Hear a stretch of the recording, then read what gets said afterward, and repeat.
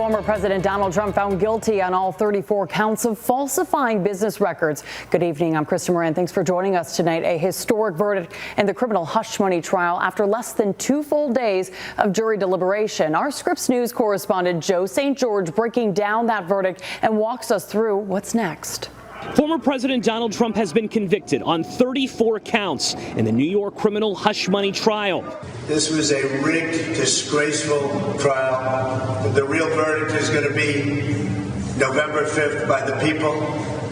And they know what happened here, and everybody knows what happened here. You have a so respect, DA, and the whole thing. We didn't do a thing wrong. I'm a very innocent man. The jury deliberating for more than 11 hours, finding Trump falsified business records surrounding a $130,000 hush money payment made to adult film star Stormy Daniels. During deliberations, jurors asked for the judge's instructions to be reread, as well as several sections of witness testimony. A monumental task for the 7 men and 5 women on the jury. The first time in American history a jury has ever had to decide whether a former president and presumptive party nominee is guilty of a crime. There's been swift reaction here outside the courthouse, where Trump supporters have been staging throughout the trial. And it was a grueling one, taking place over 20 days with nearly 24 witnesses, including Trump's former employees and confidants. Trump did not take the stand. The prosecution alleged that Trump tried to buy Daniels' silence about their alleged affair and reimbursed his then lawyer Michael Cohen, who fronted the money. They argued that Trump intentionally falsified documents relating to the payment to hide damaging news from voters during the 2016 presidential election. While this defendant may be unlike any other in American history, we arrived at this trial and ultimately today at this verdict in the same manner as every other case that comes through the courtroom doors, by following the facts and the law and doing so without fear or favor.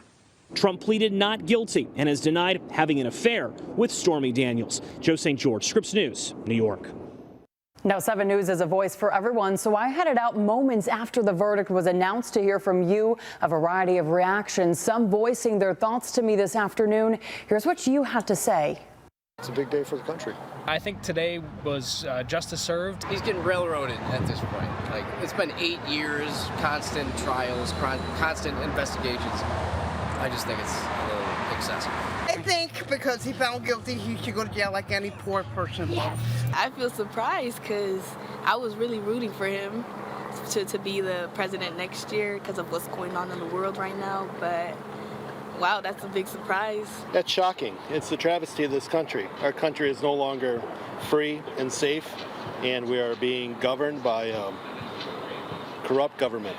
It's really wild how historic it is. You know, this is truly a once-in-a-lifetime thing. You know, Richard Nixon didn't get indicted because he was pardoned, and that's not an option this time. So it's very historic, and to switch from the game to the news at a bar is kind of wild. There's so many different trials going on, and I don't know. I think he's getting the short end of the stick in the end. We also heard from Governor Kathy Hochul saying today's verdict reaffirms that no one is above the law. Congressman Nick Langworthy also weighing in, saying today marks an unprecedented corruption of our justice system and a very dark day for America. Meantime, voters say now all eyes are on Election Day. It wouldn't shock me somehow, some way if he won again. How can he even do that? Oh no, I'm going for Biden. I'll still be a staunch Trump supporter, and I think this will probably strengthen his case. Very nervous and excited to see what this election is going to be like. I just hope that with this or anything that nothing crazy happens again, like anything like the Capitol or any like racial tension or anything like that. I don't want to see none of that anymore.